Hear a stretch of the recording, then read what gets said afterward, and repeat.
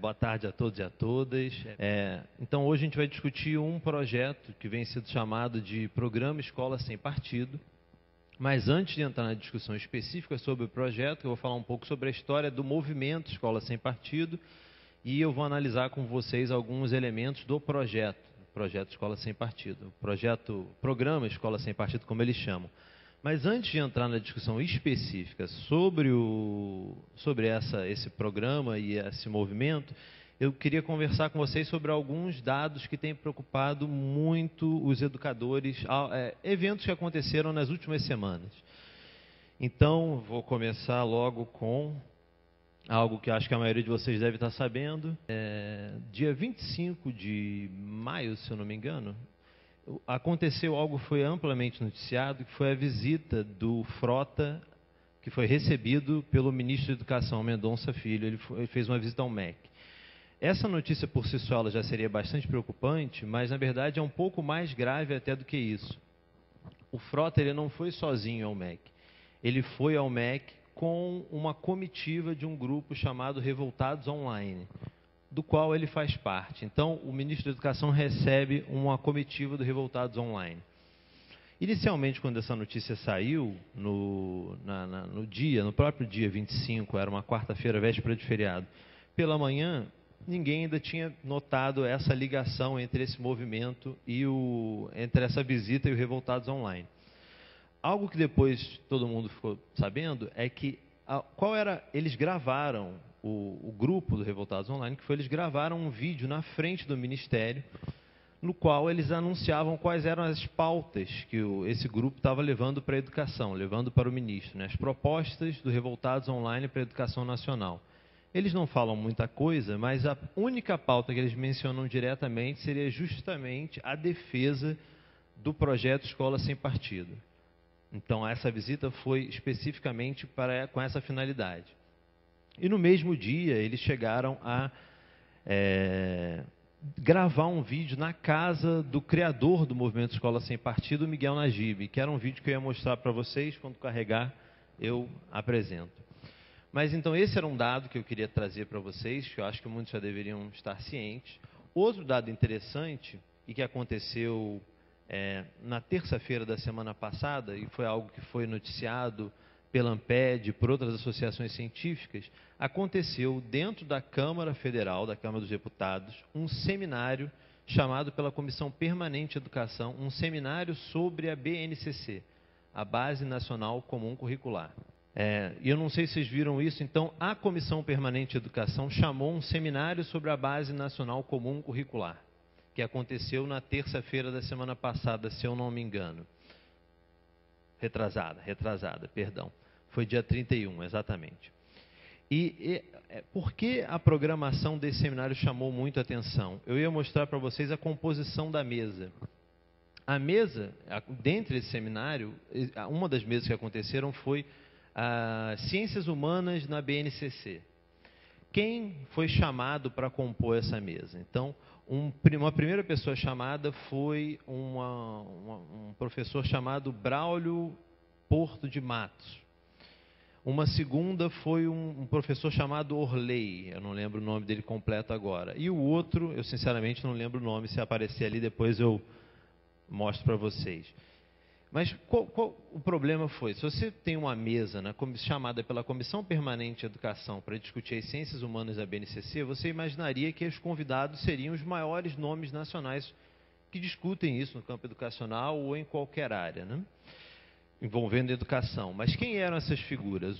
Braulio Porto de Matos, é o nome de um professor da UNB, e ele, na verdade, é o vice-presidente da Associação Escola Sem Partido, que eles tornaram uma associação no final do ano passado.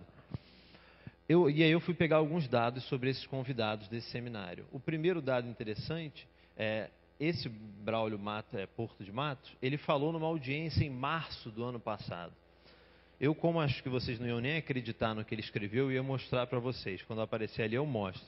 Mas então foi uma assembleia sobre o tema, foi uma audiência pública, sobre o tema doutrinação ideológica nas escolas.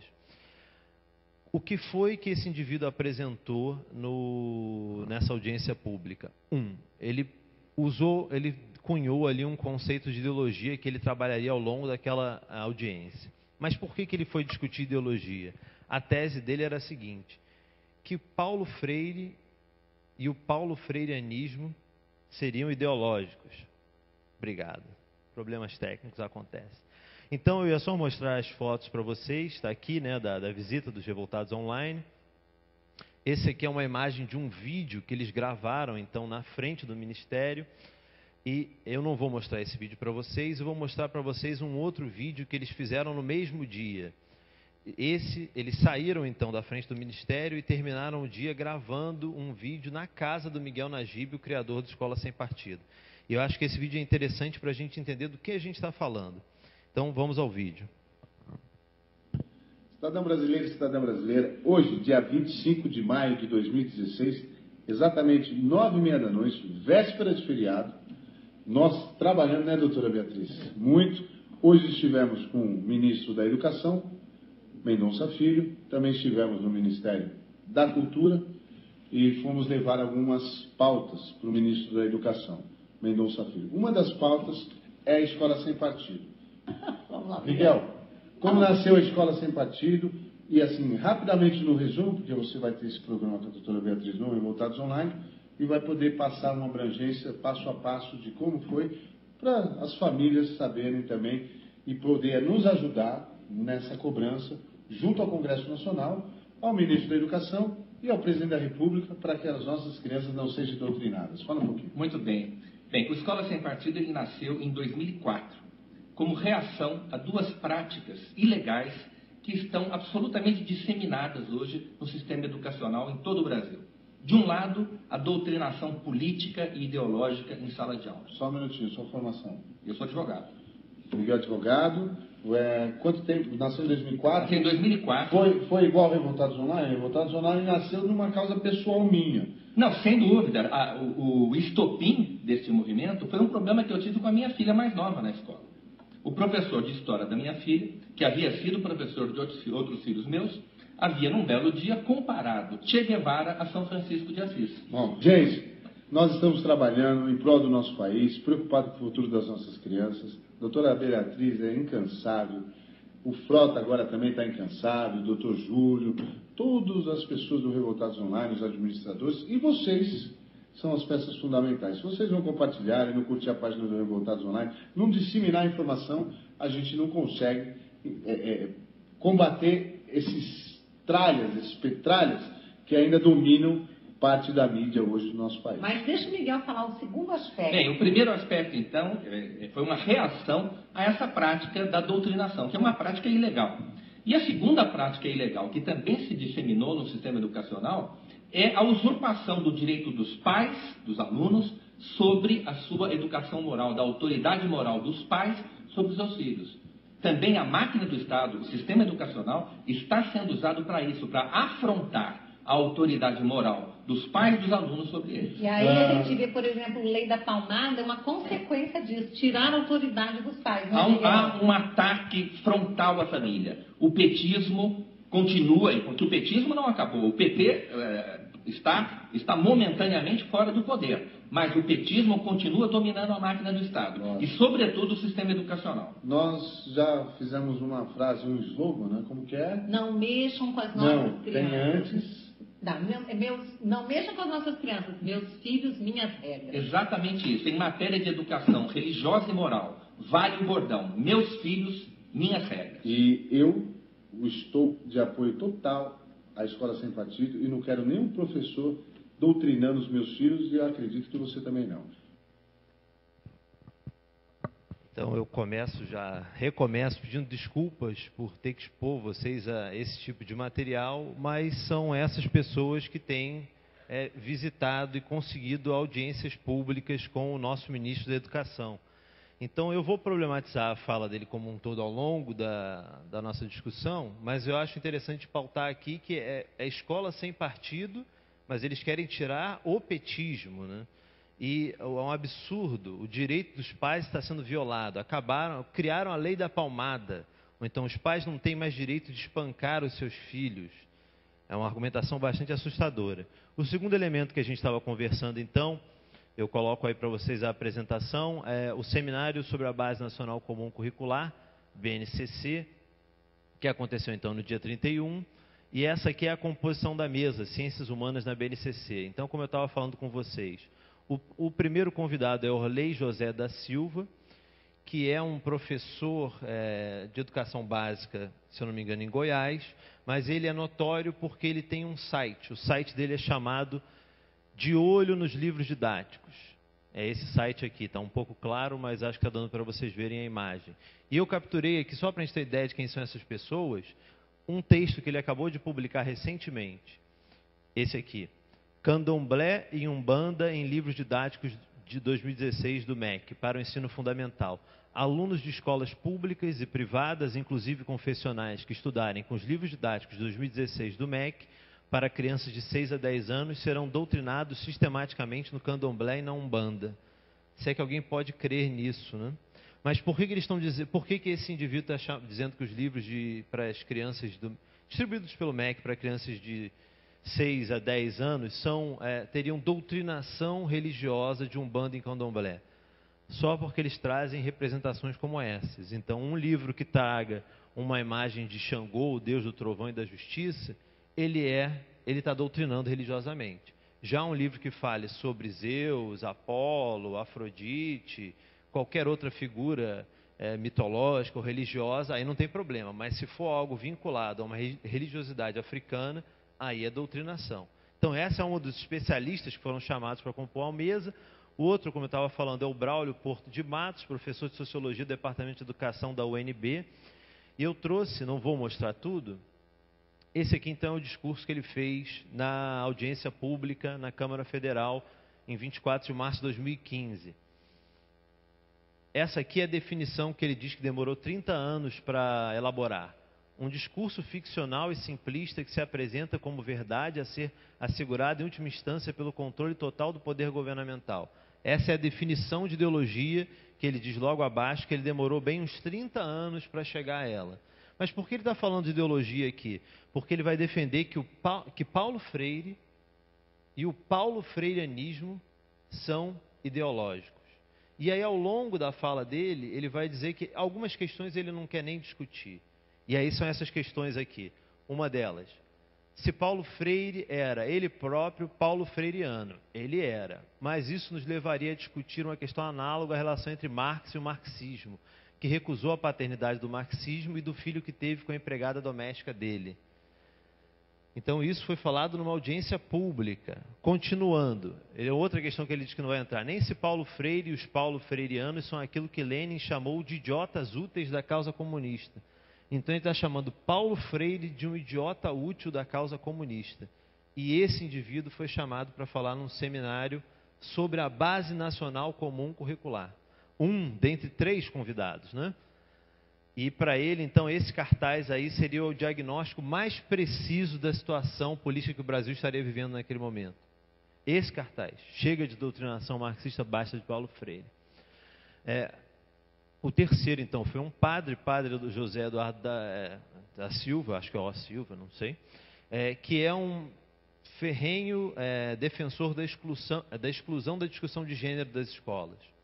E para fechar, quem estava coordenando a mesa era o deputado Rogério Marinho, do PSDB, do Rio Grande do Norte. E vocês vão ver ao longo da minha fala, ele propôs o projeto de lei número 1411 de 2015, que tipifica o crime de assédio ideológico, que é um crime tipicamente escolar, que teria como vítimas os alunos. Crime esse que eles vão alterar o Código Penal para criar esse crime, que leva professores até 1 ano e meio para a cadeia. E a última, só para fechar esse momento introdutório, ele acabou de apresentar, algumas semanas atrás, o PL 4486 de 2016, que está clarinho aqui, mas só para vocês terem uma ideia, ele quer ele quer que a BNCC seja aprovada pelo Congresso Nacional. Então, o nosso Congresso, aquele que todo mundo viu, votando o impeachment, seria dele a palavra final sobre a Base Nacional Comum Curricular. Então, fecho aqui esse momento inicial sobre elementos aqui preocupante no nosso contexto atual. E vamos entrar então na discussão sobre propriamente o Escola Sem Partido. Então, o nome do movimento criado em 2004 é Escola Sem Partido, Educação Sem Doutrinação, mas eu acho que um primeiro elemento que a gente tem que problematizar é o próprio nome, porque quando a gente escuta Escola Sem Partido, uma pessoa que não conhece a discussão educacional ou que não conhece a atuação desse movimento, numa primeira instância pode se sentir, sim, Escola Sem Partido é uma boa ideia. Eu não quero que a escola seja dominada por nenhum partido. Só que eu já adianto para vocês que essa é uma falsa dicotomia colocada pelo nome. Dá a impressão que ou a gente é a favor de uma escola sem partido ou de uma escola com partido. E eles mesmos insistem nessa tecla, de que quem é contra o projeto seria a favor de uma escola dominada por um partido. Só que não é isso que está em questão. E quando eles falam educação sem doutrinação, o que eles estão chamando de doutrinação? Então agora eu vou problematizar com vocês esse nome, que eu sempre brinco, eu tenho uma sugestão melhor para incorporar a proposta do grupo, que seria Escola Sem Educação, Instrução Sem Reflexão. Vou mostrar elementos do site que ajudam a sustentar essa minha proposta. Então, o primeiro elemento que está presente no site. No site do Escola Sem Partido, agora são todas capturas de tela do site do Movimento Escola Sem Partido. Se você entrar no site, você tem a indicação de uma biblioteca politicamente incorreta. Só tem indicação de 4 livros. Esse aí é o primeiro deles e referencial teórico desse movimento. Professor não é educador, de um indivíduo chamado Armindo Moreira. Qual é a ideia aqui? Qual é a tese desse livro? Uma dissociação entre o ato de educar e instruir. Instruir seria responsabilidade, aliás, educar seria responsabilidade da família e da igreja e da religião. O professor ele deveria limitar-se a instruir os alunos, a transmitir conhecimento, um conhecimento pronto e produzido em outro lugar. E tudo isso sem mencionar valores. É isso que eles defendem, é assim que eles veem a docência. Então, por isso que eu falo que, na verdade, isso aqui não é nenhum projeto educacional. Isso aqui é um projeto de escolarização que remove da escola o seu caráter educacional. Porque, para eles, professor não é educador. E quando, então, já explico por que eu prefiro o nome Escola Sem Educação. Agora, por que eu acho muito perigoso quando a gente aceita esse termo, doutrinação? Porque o projeto de lei, em nenhum momento, ele define claramente o que seria doutrinação ideológica. Então, se no projeto a gente não pode encontrar essa definição, um lugar onde a gente encontra ela claramente é no site do movimento. Então, esse aqui é o site da Escola Sem Partido. Se você olhar, está um pouco fora de foco, mas aqui tem um ícone chamado Flagrando Doutrinador.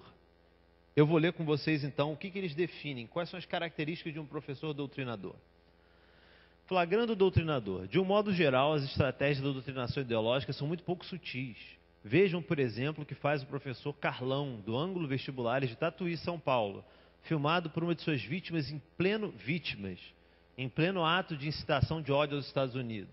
E aqui a gente já revela o procedimento desse grupo. Eles nunca escutam a versão do professor. Nunca. Basta a denúncia, basta uma imagem tirada de contexto, basta um vídeo gravado sem autorização do professor e divulgado no YouTube, por exemplo.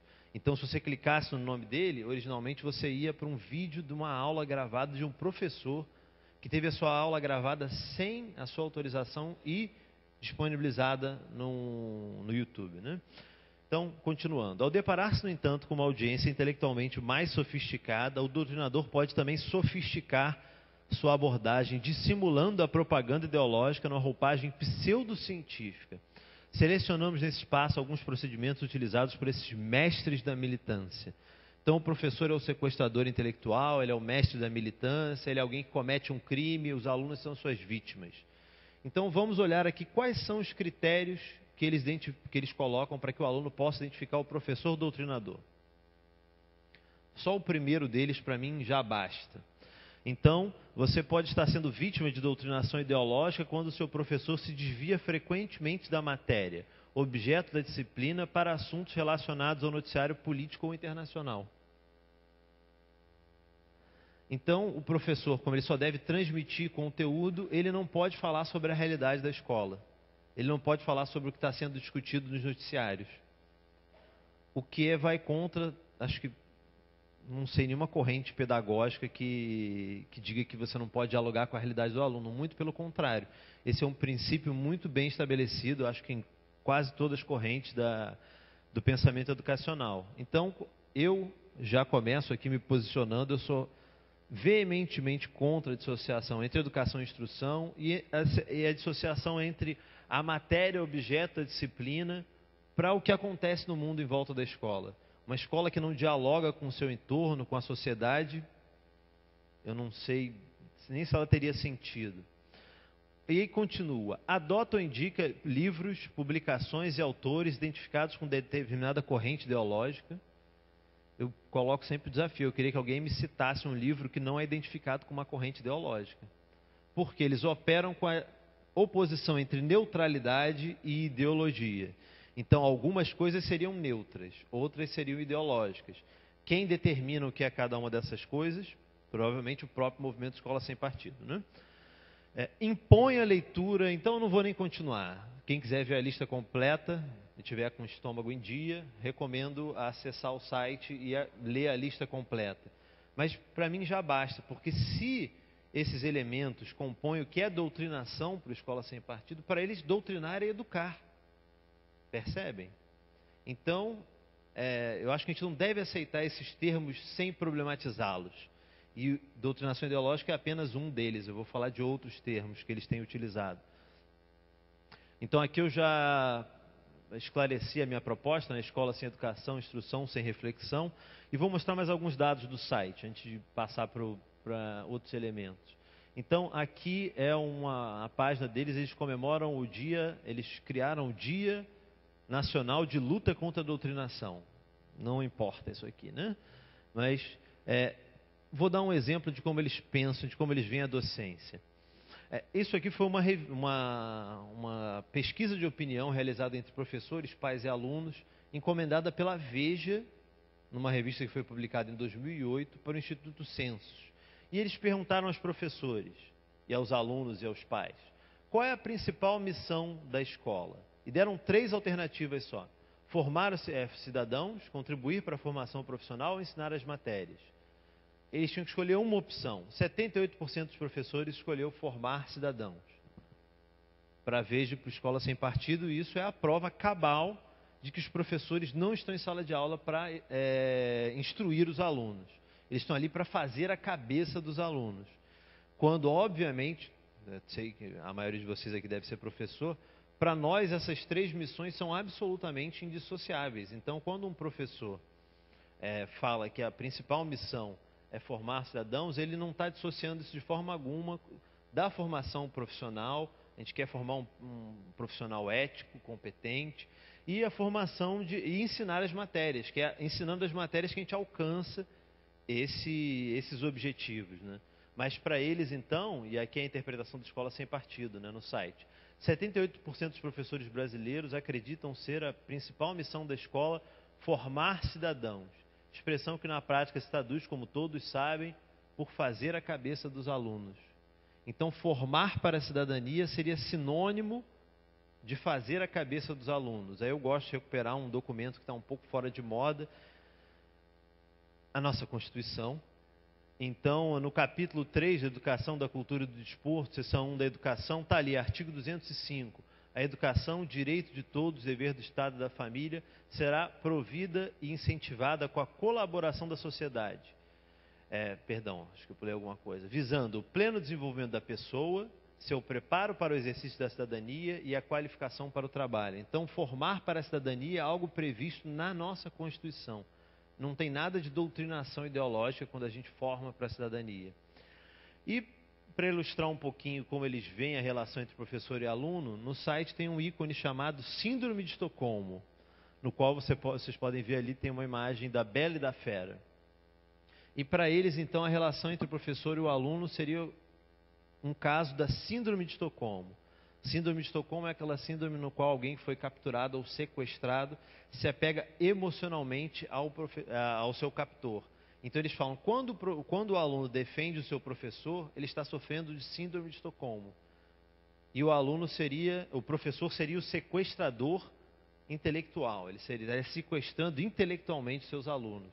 E os alunos, então, sofreriam de síndrome de Estocolmo. E um dado interessante para quem tem acompanhado as ocupações pelo Brasil afora, como é que eles veem o movimento estudantil? O movimento estudantil é aliado histórico dos promotores da doutrinação política e ideológica nas escolas. Sua rebeldia juvenil está a serviço dos partidos de esquerda, que dos bastidores o controlam há décadas, como operador do brinquedinho ao lado. Então, para eles, o aluno não tem iniciativa, o aluno não é capaz de fazer a crítica, o aluno ele é sempre manipulado por alguém. E se existe um movimento estudantil, ele só pode ser controlado por sindicatos, partidos políticos, professores. Nunca é iniciativa do aluno. Então, isso é só um pequeno passeio pela página do movimento. Eu agora vou falar um pouquinho com vocês, então, sobre de onde surge esse projeto e como ele acabou se tornando, se espalhando pelo Brasil inteiro. Peço perdão de novo, mas vocês já vão entender porque eu estou mostrando essa foto. Esse aqui, então, é o Jair Bolsonaro, deputado federal pelo Rio de Janeiro, Eduardo Bolsonaro, deputado federal por São Paulo, Flávio Bolsonaro, deputado estadual do Rio de Janeiro, e Carlos Bolsonaro, vereador do município do Rio de Janeiro. Então, no Rio, a gente tem em todas as instâncias. Por que eu estou falando deles agora? Eu vou mostrar para vocês... Aliás, eu não vou mostrar, eu tirei esse vídeo. O próprio criador do movimento Escola Sem Partido fala que a ideia de criar o projeto de lei não foi dele. Ele recebeu uma ligação desse indivíduo aqui, Flávio Bolsonaro, que pediu para que ele fizesse um projeto de lei, para que ele apresentasse no estado do Rio de Janeiro. E sugeriu que o nome fosse Programa Escola Sem Partido. Então, a iniciativa de criação do Programa Escola Sem Partido é do Flávio Bolsonaro. Aqui está o primeiro projeto de todos. Se eu não me engano, ele foi apresentado no estado do Rio de Janeiro, dia 13 de maio de 2014. Então, esse é o primeiro projeto Escola Sem Partido proposto pelo deputado Flávio Bolsonaro. E o segundo foi proposto pelo irmão no município do Rio, algumas semanas depois, pelo vereador Carlos Bolsonaro. Então, essa é a origem, daí é da família Bolsonaro que surge a iniciativa de criar esse projeto de lei. Um dado interessante, aconteceu no Rio de Janeiro uma audiência pública na Câmara dos Vereadores para discutir o Escola Sem Partido. Esse aqui foi o cartaz dessa audiência. Escola contra quem, a favor de quem? Sobre o programa Escola Sem Partido, chamado pela Comissão de Direitos Humanos. Os debates, as falas da mesa transcorreram super bem, mas algo que chocou a todos, e inclusive foi noticiado pela mídia nacional, e mostra para a gente um pouquinho quais são as alianças que sustentam esse projeto. Um homem foi vestido como Adolf Hitler, isso é gravíssimo. Foi vestido como Adolf Hitler, com bigode, o cabelo, a casaca, a cruz de ferro, um símbolo característico do exército alemão. Ele foi assim vestido para a audiência pública e ele estava acompanhado por um exército, todos eles fardados, com roupas que simulavam fardas militares. Eles eram do grupo Revoltados Online. Agora a gente entende melhor essa vinculação. E esse indivíduo pediu a palavra para falar numa audiência pública, numa casa legislativa de um país democrático. Felizmente, quem estava coordenando a sessão não permitiu que ele fizesse uso da palavra, mas o grupo Revoltados Online permaneceu e ficavam fazendo gritos de cunho homofóbico. Foi uma situação bastante surreal e depois veio a público essa foto aí, quando surgiu essa notícia, encontraram a foto do próprio Bolsonaro, Jair Bolsonaro, com esse indivíduo. Então, tendo feito de onde surge a iniciativa do projeto, mas então como é que ele apareceu no Brasil inteiro, inclusive na nossa Câmara Federal? Porque o criador do movimento Escola Sem Partido, que é o Miguel Najib, pegou esse projeto, se você entrar no site, para uma lei contra o abuso da liberdade de ensinar. Está aí. E ele divulgou o anteprojeto de lei estadual e o anteprojeto de lei municipal. Então, qualquer vereador, qualquer deputado, em qualquer lugar do Brasil, basta entrar no site, pegar e divulgar esse material. E aí, agora atualmente, então, nós temos esse projeto apresentado nacionalmente, é o PL 867 de 2015. Nós temos esse projeto apresentado foi apresentado, em alguns ele já foi arquivado e outros aprovado. Apresentado em 10 estados e no Distrito Federal. Ele já foi arquivado no Paraná e ele já foi aprovado em Alagoas, com o nome de Escola Livre. Então, só para mostrar para vocês como os deputados e vereadores que estão apresentando esse projeto não sabem do que eles estão falando, eu peguei uma entrevista dada pelo deputado de Alagoas, Ricardo Nezinho, que foi quem apresentou o projeto em Alagoas, e ele tentando explicar o que seria esse projeto. Então, eu vou mostrar para vocês esse vídeo. No início da próxima semana, os deputados estaduais de Alagoas vão analisar um dos projetos que mais causou polêmica nesse ano, o Escola Livre. A proposta é de autoria do deputado Ricardo Nezinho, que ao tentar explicar detalhes do que seria o projeto, pareceu não estar tão por dentro assim dele. O que é que está acontecendo nas escolas? Às vezes, não uma grande pequena de professores que às vezes, uma relativa pequena mesmo, que na sala de aula às vezes vai questionar a questão da ideologia em si. E para resumir, disse que a melhor forma de entender o projeto era lê-lo. O mais importante de tudo é que as pessoas possam ler o projeto. É só ler. São 6 artigos. E foi seguindo a recomendação do deputado que chegamos até o projeto de lei número 69 de 2015. Uma lei que, na verdade, possui 8 e não 6 artigos. Então ele não consegue explicar sobre o que trata o projeto, ele não sabe do que se trata o projeto, ele não sabe nem o número de artigos que tem o projeto que ele apresentou. E o mais grave, em Alagoas, esse projeto foi apresentado com o nome Escola Livre, e lá ele já foi aprovado. Esse é o diário oficial, do dia que saiu a aprovação, lá então já é lei. Lei 7.800, de 5 de maio de 2016. Então, em Alagoas, esse projeto já está vigorando. Alguns grupos já conseguiram entrar com uma ação direta de inconstitucionalidade. A gente está esperando saber qual vai ser o resultado dessa ação direta de inconstitucionalidade. Mas, por enquanto, Alagoas está vivendo dentro do programa Escola Sem Partido. Os professores estão dentro, são avaliados segundo esses critérios que eu vou mostrar para vocês. Então, aí já está até desatualizado, peço desculpa, não tive tempo de mudar a apresentação, são 10 estados do Distrito Federal.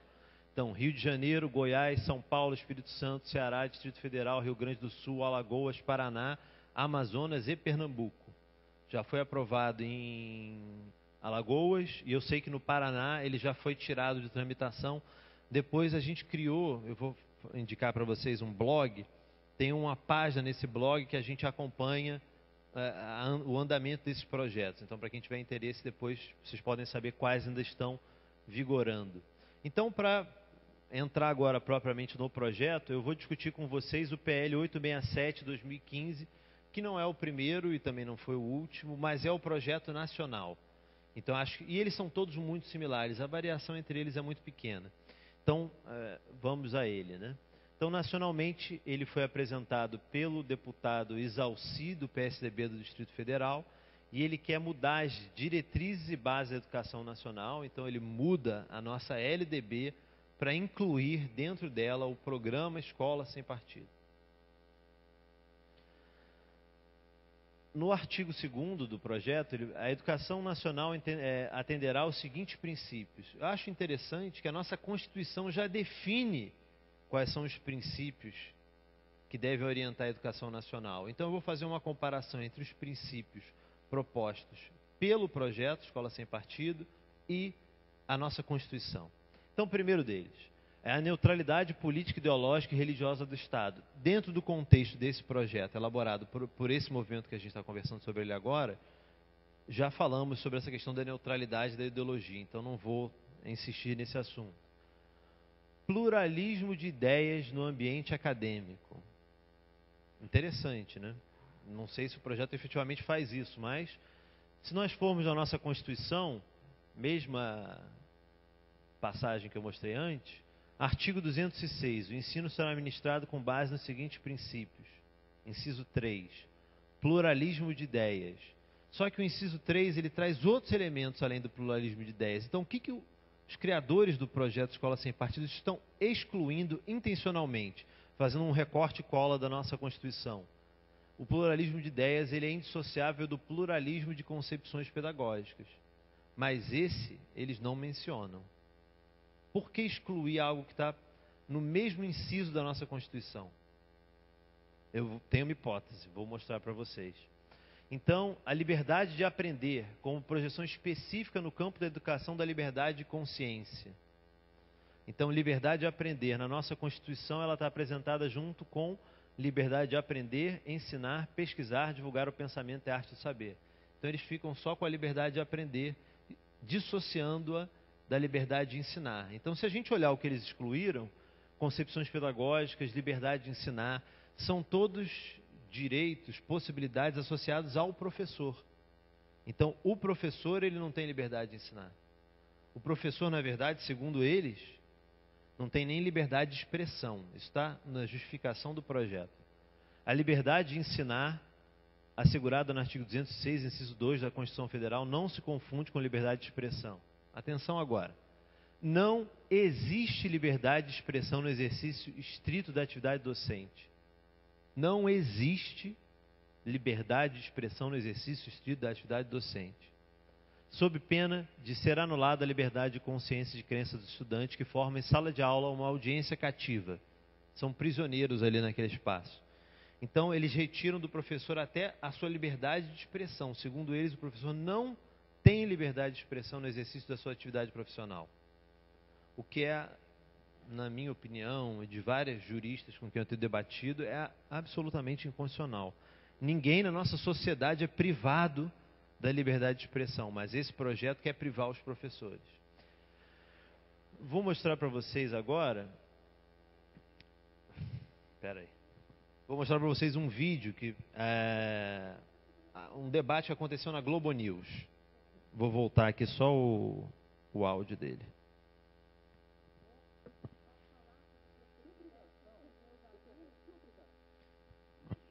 Às vezes eu imagino que nós estamos dizendo que os professores são monstros. Eu estou deixando, então eu não acredito naquele profissional que se formou para falar sobre preceitos éticos com os meus alunos. Eu pergunto, que obrigação um pai de família tem só para encerrar, de eu acredito que um professor nesse... deve estar preparado, não só para propor um tema, mas para ter uma intervenção pedagógica imediata num momento de preconceito, de discriminação, de homofobia. E aí nós precisamos confiar nos profissionais que são formados no Brasil. Por favor. Não, nenhum pai é obrigado a confiar num professor. Nenhum pai. O professor, quando fecha a porta da sala de aula, ele é o dono do espetáculo. Se esse professor tiver uma boa formação, tiver bons princípios, sorte do aluno. Mas e se não tiver? Como saber? Não é verdade? E há uma infinidade de pessoas que são mal preparadas e cujos valores, eu nem entro no mérito se são bons ou ruins, mas não coincidem com os valores da família. E a família tem direito, por lei, a dar a seus filhos a educação moral que esteja de acordo com as suas próprias convicções. Eu quero dizer o seguinte, aos pais que estão me ouvindo aqui, se sentirem que os seus filhos estão recebendo orientação moral que conflite com a orientação moral que você, pai, dá na sua casa, pode processar esse professor. Eu digo isso, você tem direito a dar aos seus filhos a educação moral que esteja de acordo com as suas próprias convicções. A lei garante esse direito. E os professores, tomem cuidado, sejam prudentes ao tratar de certos assuntos, porque eles podem, até involuntariamente, acabar criando uma crise maior ainda num setor que é crítico para o Brasil e no qual nós esperamos tanto. Então, nenhum pai deve confiar nos professores, nenhum pai é obrigado a confiar nos professores. Ele fecha a porta, ele é o dono do espetáculo. Então o professor não tem pluralismo de concepções pedagógicas, ele não tem liberdade de ensinar, ele não tem nem liberdade de expressão. E ninguém deve confiar, ninguém é obrigado a confiar nesse profissional. Eu acho curioso que isso é muito feito com os professores, né? Então o professor é formado, cursa um curso de licenciatura durante 5, 4 anos, e por que a gente não pode confiar no saber profissional desse professor? A gente confia no advogado, confia no médico, mas no professor a gente não deve confiar. Então é uma tentativa de... esse projeto se baseia numa desqualificação dos professores, que não... são representados como incompetentes, desqualificados. É uma fala do Miguel Najib em outro espaço, num evento que ele fez esse comentário. Valeu, pessoal, não podemos ficar de fora desse debate. Afinal, nós somos os consumidores dos serviços prestados pelos professores. Aliás, na média, um serviço de péssima qualidade. Então, a relação educacional ela se torna quase uma relação de mercado. O pai é o consumidor, então ele tem direito de dizer o que ele está consumindo. E o professor não tem liberdade para nada. Então, esse é o fundamento dessa proposta de lei. E eles insistem, então, que o aluno é sempre ele é reconhecimento da vulnerabilidade do educando como parte mais fraca. Então, a relação educacional se torna uma relação de força. E eles insistem a todo momento no direito dos pais que seus filhos recebam educação moral que seja de acordo com suas próprias convicções. Aqui eles estão se baseando numa concepção, no meu ponto de vista, equivocada, da Convenção Americana sobre Direitos Humanos, que no seu artigo 12 fala que os pais têm direito a que seus filhos recebam educação religiosa e moral de acordo com suas próprias convicções. Eu concordo com isso. Os pais no espaço privado têm todo o direito de educar os seus filhos de acordo com as suas crenças e convicções. Agora, o que os pais não podem esperar é que seus filhos ingressem numa escola pública e se neguem a discutir temas só porque eles contradizem as suas crenças. Por exemplo, uma criança não tem direito de se negar a discutir, por exemplo, como nós vimos na imagem, né? Uma religiosidade afro-brasileira por conta das suas crenças. A escola é pública. A escola é justamente para formar para a vida no espaço público, onde nós convivemos com as mais múltiplas crenças e as mais múltiplas maneiras de ver o mundo. Então, segundo eles, a escola, o professor não poderia fazer isso. O professor não poderia, em momento algum, contradizer a crença de qualquer um dos alunos e dos seus pais. Eu acho que agora eu vou mostrar um outro vídeo daquele mesmo debate. E o argumento em termos de legalidade. O Estado brasileiro, como ela bem lembrou, a legalidade já também é pressionada pela mudança nos costumes. Sim, né? então mude-se a lei. É necessário mudar a lei, então. E esta lei, de acordo com a orientação do Supremo Tribunal Federal, está acima da lei ordinária. Ela só está abaixo da Constituição Federal, a Convenção Americana sobre Direitos Humanos. Ela falou da laicidade do Estado. Um Estado que é laico deve ser neutro em relação a todas as religiões. Correto? O conceito de gênero não é religioso. Acontece que as religiões têm a sua moralidade. A religião cristã, por exemplo, tem os 10 mandamentos, que é um código moral do cristianismo, certo? Se um Estado que é laico puder usar o seu sistema de ensino para promover uma determinada moralidade, ele poderá destruir uma religião. Basta que ele promova conceitos de moralidade que se choquem com aquela religião. Ou seja, a laicidade do Estado impõe ao Estado que fique longe das questões de moralidade. Entendeu? Isso é fundamental. Mas a questão de moralidade ela é muito ampla. A gente está falando de moralidade, sexual, por exemplo. Moralidade sexual, por exemplo. Porque uma escola tem que ensinar uma criança a não roubar, a não colar, a conduzir direito, a manter a ideia. Tudo isso. Os valores que uma escola deve transmitir aos seus alunos são os valores, posso concluir? São os valores ligados ao conhecimento. Esses são os valores principais, os fundamentais que a escola não pode colar, não pode desrespeitar o professor, é preciso tratar com respeito os colegas. Estes são os valores indispensáveis à transmissão do conhecimento, ao cumprimento da missão essencial da escola, que é formar o indivíduo e formar aquele profissional que mais tarde vai exercer. Então, o professor não deveria discutir nenhum valor em sala de aula. Mas e a questão da cola? Então não. Ele pelo menos pode discutir os valores necessários à transmissão do conhecimento. Então, o que ele está querendo dizer? Se eu como professor, estou dando aula para uma turma de 9º ano, um aluno xinga o outro fazendo um comentário homofóbico, racista ou qualquer outro, eu teria que virar e falar, olha, você tem que respeitar o seu colega, você pode perder pontos na avaliação por conta desse comentário. Vamos voltar à transmissão do conhecimento. Quando, na verdade, o que faz um educador é justamente parar. Por que no Brasil existe tanta gente que faz comentários racistas? Por que é naturalizado a existência da homofobia no nosso país? E aí você vai falar sobre como isso se constituiu historicamente no Brasil. Isso é educar, mas eles acham que o professor não é educador. Mas essa visão ela é tão ela é mais do que equivocada. Ela leva a uma impossibilidade real de que esse projeto seja aplicado. E aqui um outro detalhe, né? Ele fala que a escola não deve promover nenhum valor, mas ele foi articulista, Miguel Najib foi articulista do Instituto Millennium nos anos 2007 e 2008, quando ele estava escrevendo para esse instituto, ele escreveu um texto chamado Por uma Escola que Promova os Valores do Milênio. Aí não tem problema, né? Os valores do milênio devem ser os valores neutros necessários à transmissão do conhecimento. Então, valores como responsabilidade individual, meritocracia, igualdade perante a lei, esses são valores neutros, né? Esses não tem problema.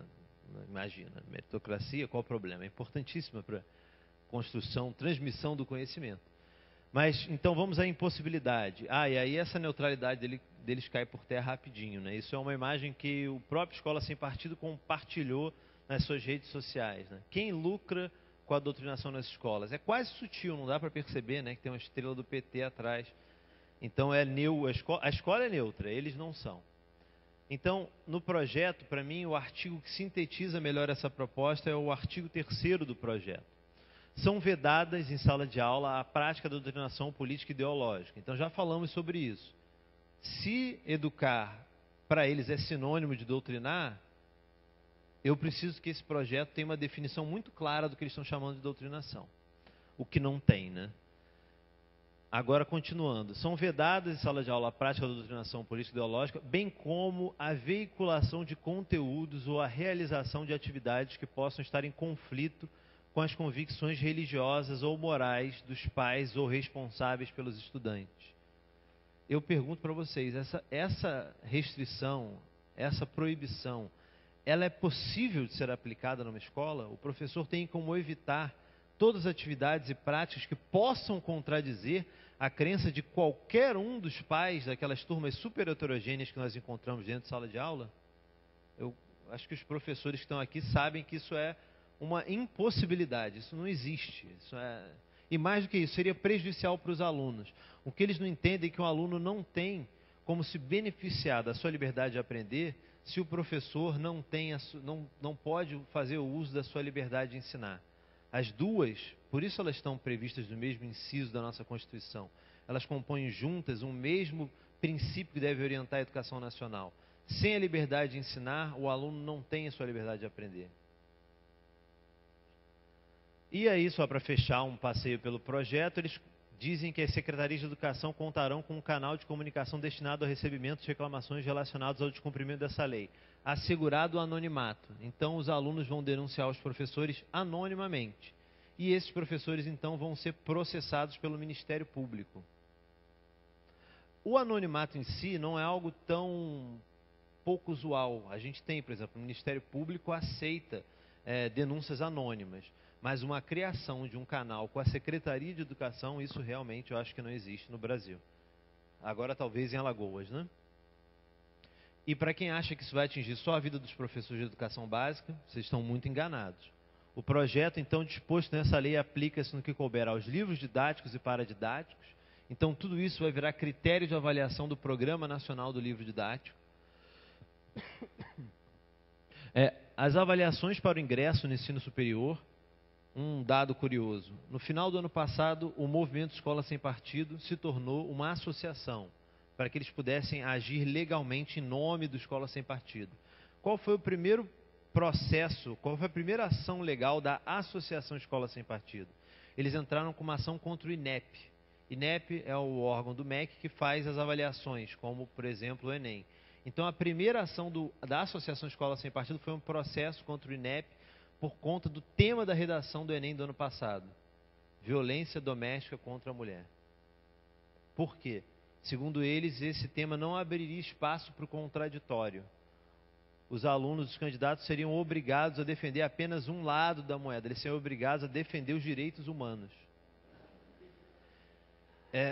Olha, a gente começa achando isso engraçado, mas garanto que daqui para o final da palestra vocês não vão achar mais graça em nada disso.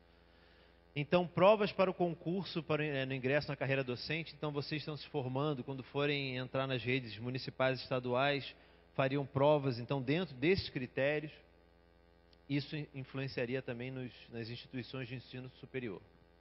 Então esse é o projeto Escola Sem Partido.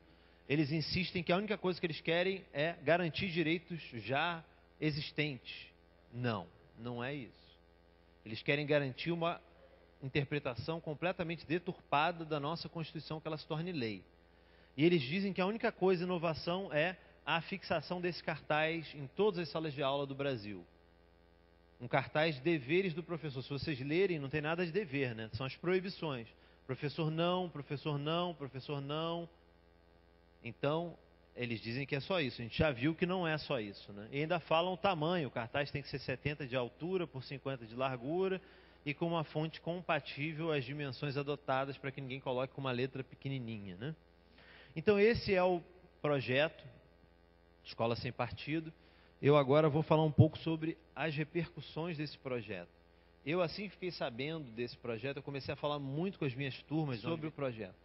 E as minhas turmas, num primeiro momento, ficaram muito surpresas. Eles falaram, como existe um projeto tão absurdo, e você é o único que fala sobre ele?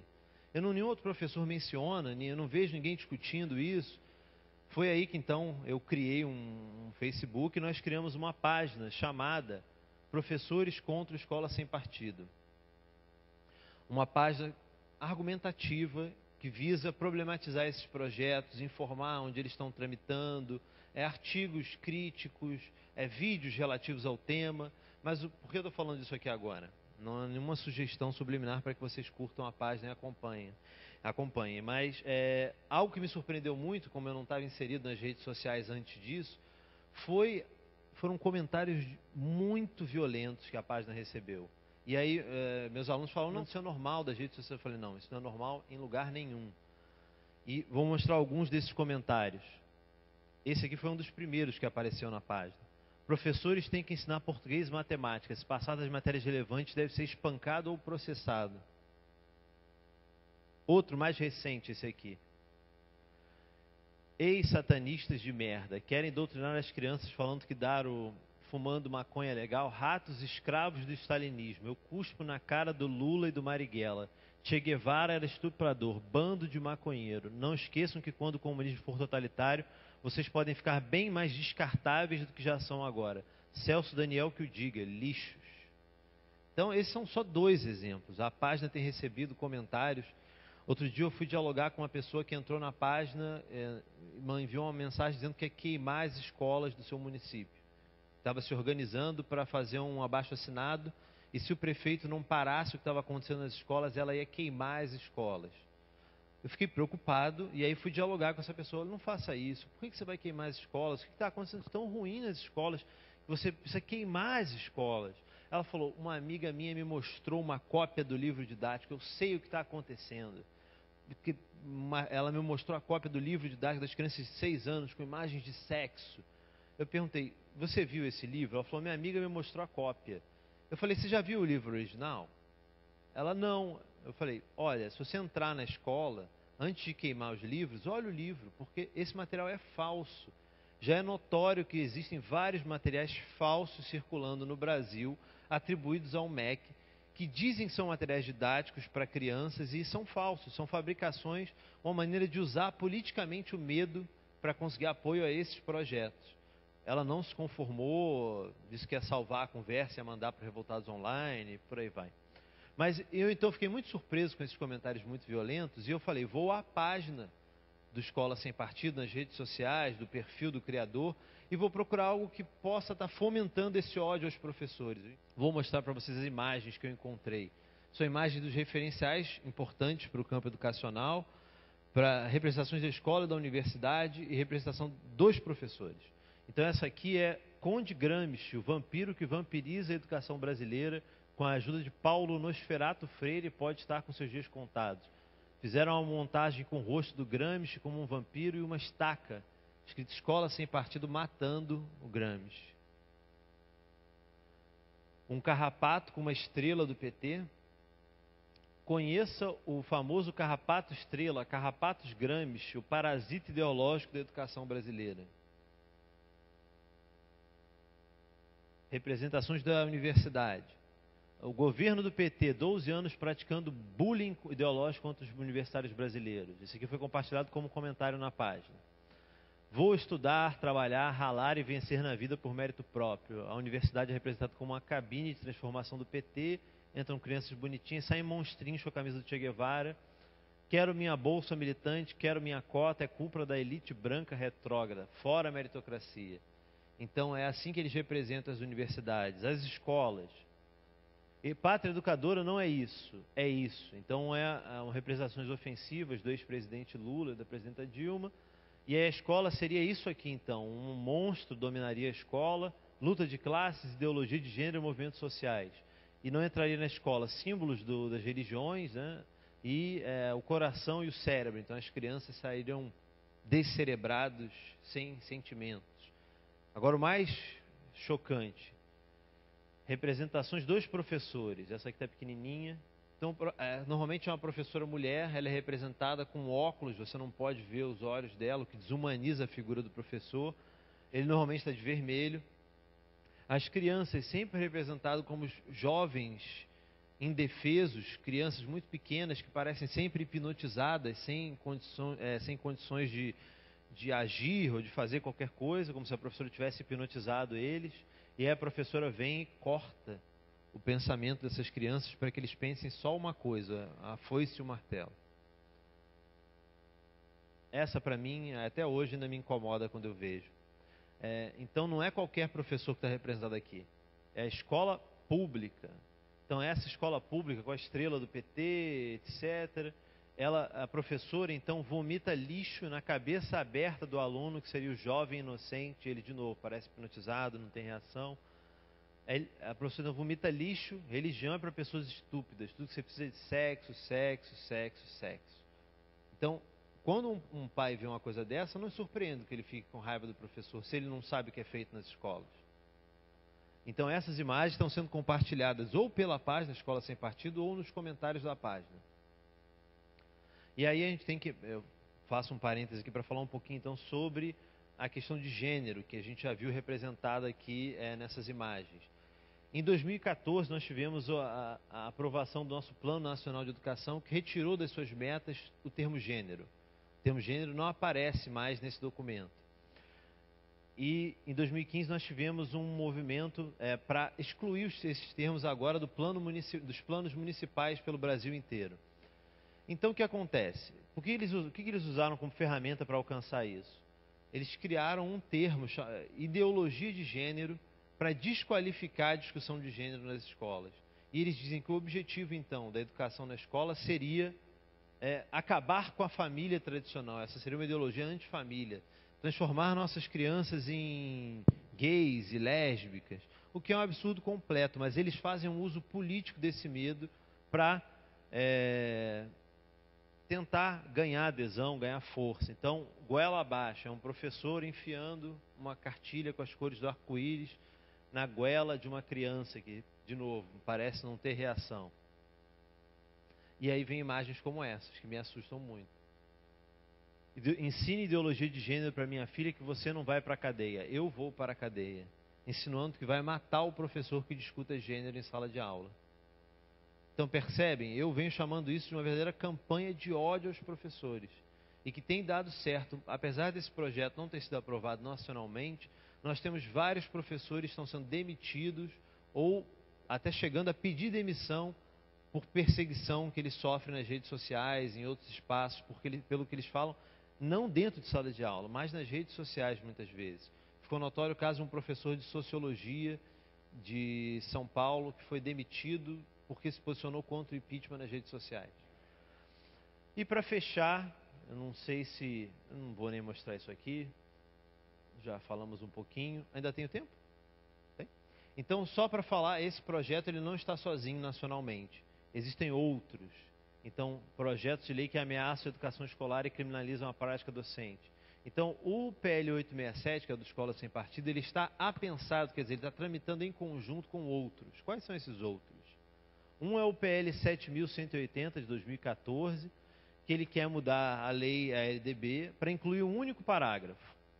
Respeita as convicções do aluno, de seus pais ou responsáveis, tendo os valores de ordem familiar precedência sobre a educação escolar, nos aspectos relacionados à educação moral, sexual e religiosa, vedada a transversalidade ou técnicas subliminares no ensino desses temas.